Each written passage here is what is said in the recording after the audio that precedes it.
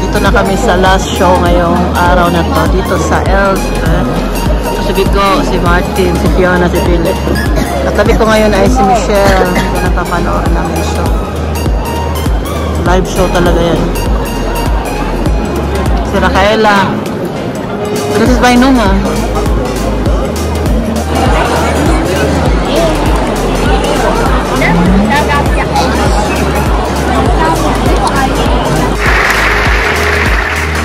Ich darf mich kurz vorstellen. Mein Name ist eigentlich Winter, aber hier nennt man mich Old Firehead. Und das ist mein Sohn Harry. Das da drüben, das ist Whitey's. Ein altes, verlassenes Nest. Es ist Endstation der Treiben an Bergwerken im Tal des Todes. Das sind ziemlich zwielichtige Gestalten. Und auch bei der Personalbeschaffung soll nicht alles mit rechten Dingen zugehen. Noch zu gebrauchen. Es sei nicht zu schade, neben ihre Proviantfraktion noch zu gehen.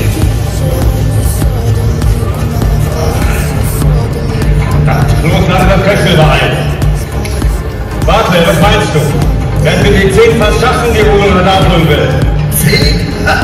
Dass ich nicht lange erzähle auf Sender. Die 3 da unten, die sehen wir. Verflucht! Sollte die Brücke nicht schon längst repariert sein, wie vor? Also es gibt Leute, die sind so blöd, um über die Straße zu laufen. Das Quecksilber werde ich dir von deinem nächsten Lohn abziehen.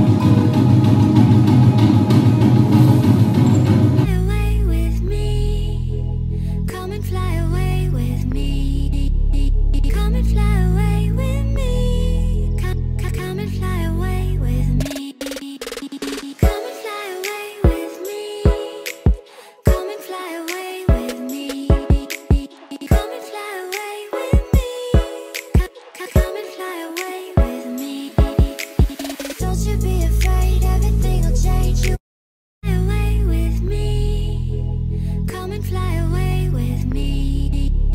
Come and fly away with me. Come and fly away with me. Come and fly away with me. Come and fly away with me. Come and fly away with me.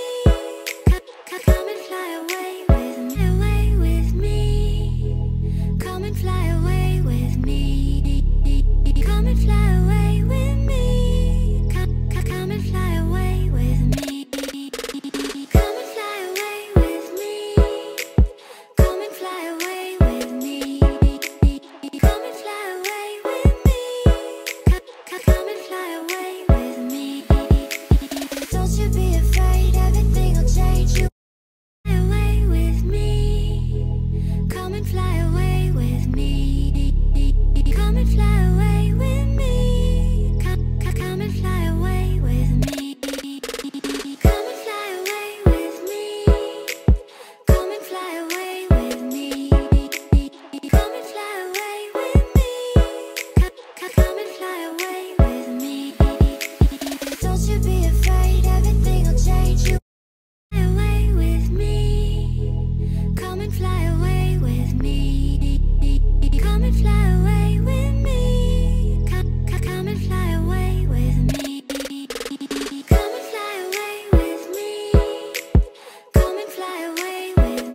Oh, nag-grill kami ngayon. Ito yung luto namin, oh.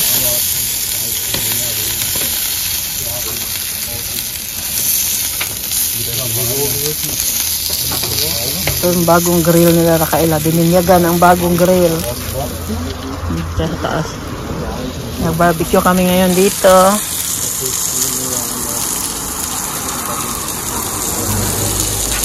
Okay, Han? Is it okay?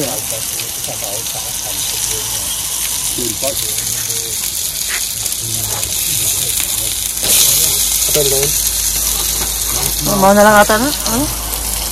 Sanali ba? Tapos na ang kainan. Nag-despedida party kay Bigo. Ay, nag-grill mo ko kanya. Ay, nag-grill. Nag-video ko kanya. Diya. Einmal ungebetenen Besuch gehabt und danach habe ich gedacht, ne, wenn ich schon die Schlösser wechsle, mache ich auch Bescheid. Ja.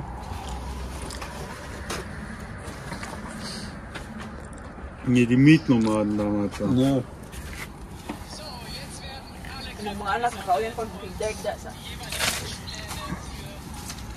Und dann nimmst du ja danach auch... Wala mo kami living room nga ka ng ano. Good ka na. Kapit lang ipa ako matahan. Die Wespe. Bald in mijn Augen. Oh, jetzt ist sie weg.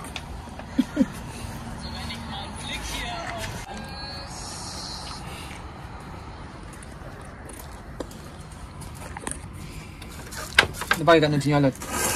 Wala na pagdalag kan on ni kan yo ka naglungag.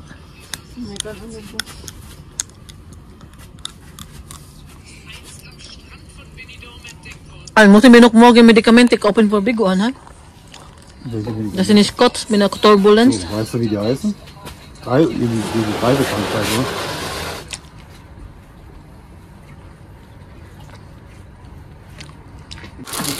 Solange wir hier noch essen, am Diesel, so.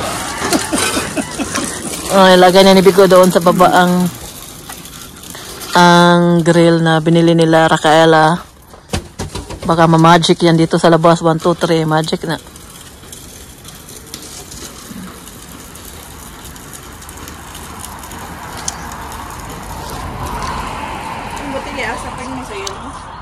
Asa? Uy, mauli mo na. Naman yung pundo. Oo. Hat die Flasche da ist der Pfanne, ne? Da. Ja klar, ist das Pfand. Da kilag gesagt, ob das Glasflaschen sind immer Pfand in Deutschland. Boah, das ist aber der neue Rekord heute Abend 50 cents, 15. Ang plastic mo, ang plastic mo ay 25. Oh, Raquel, naglinis na siya. Ich glaube nur 8 Cent die Flasche. Accent? Asa ba itong bag na mo? Ay, so na dito sa natin. Na dito ang bag. Naman namig. grill, malimpyo na. Magsilhig na magkalata. Magsilhig. Camera silhig. Ito mo, mga ligod. Magguwat pa man may Martin. Balikon, may dari. Then tayo kay Racaela. Inuna mo na hinatod ni Martin yung mga bata dahil hindi kami kasya sa auto, no? 5 lang kasi ang kasya sa auto namin. At ano ba yan? Sinsya na po kayo. Tapos, kami naman 2 ng kapatid ko, lalaki, susunduin ngayon. Nag-grill kasi kami dito dahil nga uuwi na bukas yung kapatid ko. Bukas ng gabi, yung flight niya papuntang Pilipinas. Ito po yung pinakamatagal na bakasyon niya ngayon dito sa Germany. Ayaw nga niyang umuwi. Gusto niya dito. Gusto niya kasi sa Pilipinas, ano daw eh. Sabi ng kapatid ko, kung pwede lang di sana umuwi, no? Eh, di ba pwede. Babalik na lang siya dito, pero kung babalik yan siya dito, papuntahin namin yan siya ang February hanggang May next time ulit. Hindi namin alam kung kailan dahil nga hindi muna daw siya papayagan magbakasyon ng 3 months sa company. Ito yung pinakamahabang bakasyon niya. Yung una kasi niya punta dito, ano lang yun, 21 days lang yun eh. Ngayon, matagal talaga siya dito sa Germany. Nag-enjoy talaga siya, marami siyang napuntahan, marami siyang nagbakasyon siya kasama ni Racaela, Tobias, napunta sila sa Amsterdam. Nagbakasyon siya kasama si Philip at si Martin. Ilang araw, 4 na araw din sila nagbakasyon. Marami siyang nakita, tinor siya ni Martin. Nag-enjoy din yung kapatid ko ba. Yeah. Nagustuhan niya dito. Nagustuhan ko lang noon, nandito yung kapatid ko na pag kailangan natin ng tulong. Magpatulong tayo nini sa garden. Hindi mo marinig ba? Ay, mamaya na yan eh. Pagod ako, mga ganyan ba? Hindi mo marinig na nagreklamo. Ano? Magtulong agad, di magreklamo. Di katulad sa mga bata sa tutusan. Mamaya na mamasakan na. Mamaya na lang, gagawin ko yan. Yung kapatid ko, pag kailangan mo ng tulong, dulungan ka agad. Walang reklamo. Yung, ano ba, matapos talaga agad yung trabaho. Ito na maglinis sa garden, dulungan niya ako. Marami ding trabaho kasi pag summer, malinis ang garden. Walang hindi ka sabihan na mamaya na. Mangan yan ba? Panalangin, mamaya na. Pag utusan mo, mamaya na. Ganyan yung mga anak ko. Minsan, ginagawa naman nila agad pag utusan. Pero pag busy kasi sila, pag pagod, lalo na galing eskwelahan. Pagod, maaga magising yung mga anak ko. Pag pasok yan sila, sa gising yan sila. Tapos mauwian sila ng bahay, 5. Ay, si Philip alas 4. Si Fiona, alas 4 matapos si Fiona. Yeah. Sabi ko ba na, minsan mainis ta pag tusan, mamaya na. Lagi lang mamaya na. Yung kapatid ko, pag inutusan, sabi ko, tulungan mo ako maglinis. Kailangan lang niya ng signal ko. Tara na, ito na ta. Maglinis na. Tayo agad yan. Punta kami agad sa labas.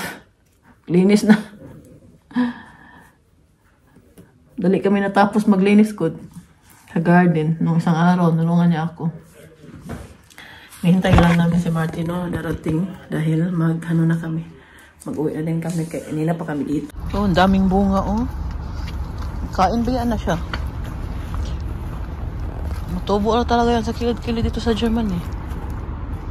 Yung ganyan ba yung kinuha ni Oliver doon sa garden nila? Yan, tubo lang yan siya. Meron din kaming ganyan. Doon sa harap ng bahay namin, doon sa malapit sa kwarto ni Michelle. Ano yan? Pwede yan siya makain. Pwede pa yan ata siya, linog kaya maliit man. May mga, din naman, Meron ding malaki, Ito siya, Ito, malaki, tingnan ninyo, malaking bunga, Kainin natin yan. Kaya hindi ako mahilig sa na to, sa prutas na. Kung may bilhin ba yan siya, mahal ba ito siya?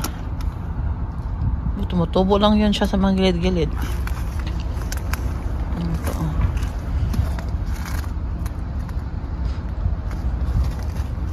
Papunta pala kami ng Frankfurt ngayon dahil hatid namin yung kapatid ko na lalaki. Ngayon na po yung biyahe niya pa uwi ng Pilipinas. Bilis ng panahon. Parang lang ba? Parang kailan lang, parang bago lang yun siya dumating. Uwi na. Go! Istanbul. Muli na kag Philippines. Sa'yo nakatunan mo sa Germany? Sa 3 months mo ha? Ribe. Lidl na ka? Aldi? Aldi. O pag yun? Sparkasi. Sparkasi. Colesboard. Ano ba? Ribe. Lidl. Just teach me, Martin. Bikiray. Bikiray. Parma, apoteke. Bergstrasse. Blumenstrasse. Ulit na si Bigo. Goodbye, Germany. Goodbye, Germany na.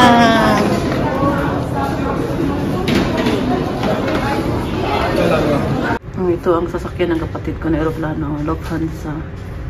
So, bali doon pala siya pupunta. Kasi nakapasok na siya. Pupunta pa pala siya doon. Kakain pa sana kami. Sabi niya, hindi na daw siya kakain kay ayaw niyang malate siya doon ba. Hello po sa inyong lahat. Nandito na naman ako. Magdisturbo po sa inyo.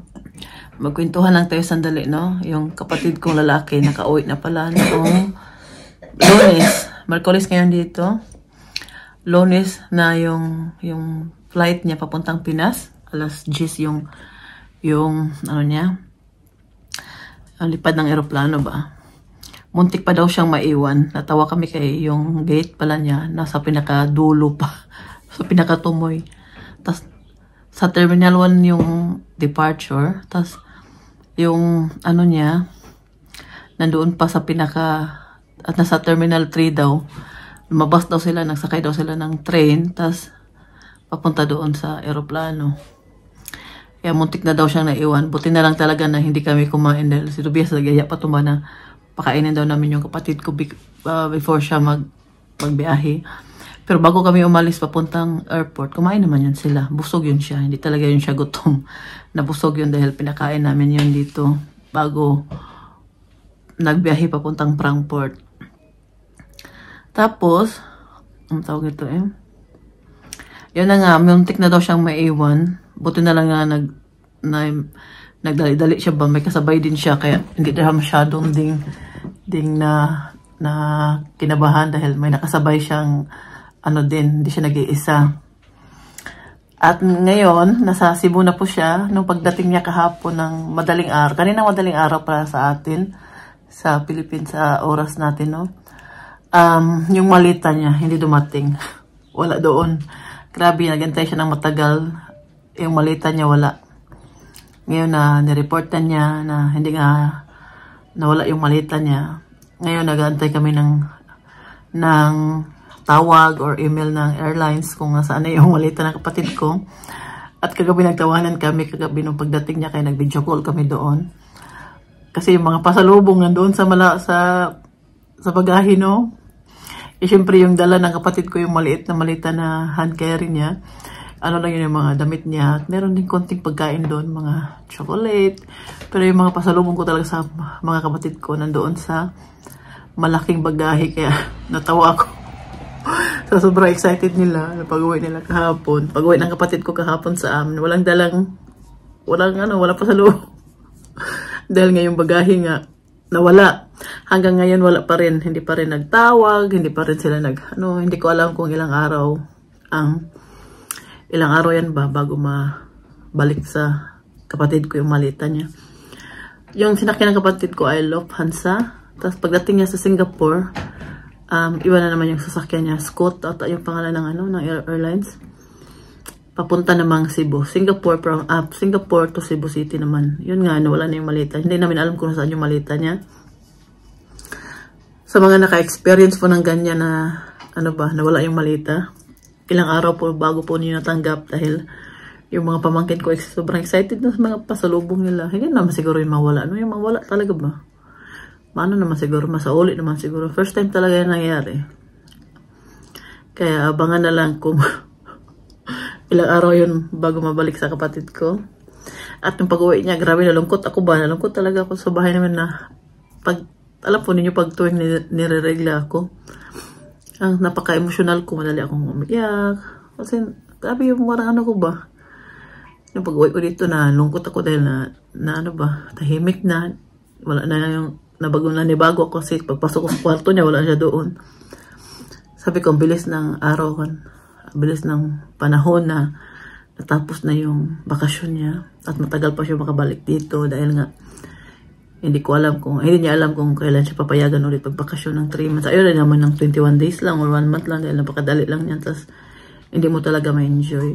Tapos sabi namin sa kanya, kung mabalik ka dito, dapat end of February or mga February, mag-start ng February, no? Hanggang March, May. March, April, May, mga May, para makakita pa siya ng snow at makaabot siya ng spring dito sa Germany. Kaya yun yung plano. Pero hindi pa naman next year or susunod na taon. Hindi. Mag-ipon man tayo ng pera dahil magastos din mag-invite ng pamilya, no? Kaya ano ba yan, magkuha ka ng ticket, plane ticket, mahal yung plane ticket. Okay lang yan pagkain, kaya ano man, nag-grocery naman din tayo dito sa bahay, yung kakain naman siya kung anong kinakain din namin. Yung ticket lang talaga at yung mga process ng mga papers, mag-apply ng visa, yun talaga yung mahal sa lahat. Kaya pag-ipunan mo na. At baka yung iba na naman muna papunta dito. Baka yung mama ko at mga pamangkin ko. Sila na naman ang next. Yun ang plano ko. Plano bro. Hindi ko alam kung kailan. Titingnan na lang natin. At ako pala magpapasalamat sa regalo ni Ube, ni Egbert, ni Oliver at ni Andy. Noong birthday ni Martin. Naalala pa ba ninyo yung nanood kami ng festival? Yun po ay regalo po yun nila Oliver kay Martin ng birthday niya. Na-shock po ako dahil hindi lang po isang ticket, 2 ticket yung binili nila. Kung kami lahat magpamilya, binila nila ng ticket. Grabe, ang mahal-mahal ang ticket. Kami talaga lahat ang binilhan nila. Kaya na doon kami lahat, nanood kami ng show doon. Oliver, maraming salamat talaga Oliver. Uy, hindi ako makapaniwala sa sa regalo ninyo sa birthday ni Martin. Grabe. At ang ganda-ganda po ng show na pinanood namin. Sobrang namangha ako sa galing nila mag-marte. Kasi live show yun yung pinanood namin. At sabi mga anak ko, nag-enjoy talaga sila. Alas 12 na po kami nakawa ito sa bahay. Pumunta po kami doon alas 4. At alas 12 na kami nakarating ng bahay. Dahil ganyan naman talaga yan, pag nanood ka ng mga live show, mga ganyan, hindi ka naman talaga makaalis agad doon, lalo na pagkatapos na ng dahil daming sasakyan, may traffic pa. Tapos ngayon, kaya ako po nagpapasalamat po talaga sa regalo nila Oliver sa birthday ni Martin dahil sobrang nag-enjoy po talaga kami at napaka-generous nila magbigay ng regalo. Kasi kompleto talaga kami lahat. Baka kami talaga lahat yung binilhan ng ticket. Hindi ko talaga alam na meron palang ganyan nangyayari ito malapit sa amin. Malapit lang yun sa amin, mga 30 minutes lang. Ang ganda po ng show sa mga malapit sa Germany. Dito sa Plettenberg. Tingnan po niyo yung Elspe Festival. Doon po kami nanood. Ang ganda po ng show. Sana, hindi ko na lang, sayang hindi ko siya ma-upload na walang background music. Dahil nga alam naman yung makapiright tayo, no? Panoorin na lang siguro niya sa Facebook ko. Doon ko na lang siguro siya i-upload. Kaya yun lang, Oliver. Maraming salamat talaga, Oliver. Mag-message lang ako kay Ube. Personal ako mag-message kay Ube. Papasalamat. Dahil sobrang talaga kami. Papasalamat sa regalo niyo dahil yun po yung ulit na nangyari na lumabas kami lahat magpamilya na nanood ng show, live show. Na kompleto talaga kami magpamilya. Maraming salamat. Gemika family. Pilin libindang. At dito na lang din natin end ang ating video dahil sobrang haba na to. Sana na-enjoy po kayo at sana na hindi kayo magsasawang panoorin si Mommy Rose. Bye-bye! Ciao!